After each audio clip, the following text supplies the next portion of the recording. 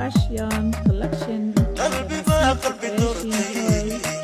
ورباي سحلاتي ورباي لقشي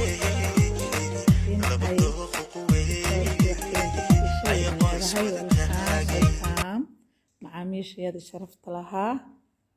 soo dhawaada ayaan leenahay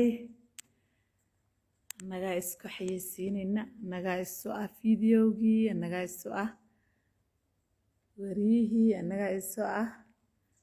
milkiilihii maasha allah xabiibtii maasha allah igu deeqa soo dhawaada wixii fikirkiina oo la qaadanayaa yaa mar walba waxaan ku dadaalaynaa farxadda shacabka ayaga iyo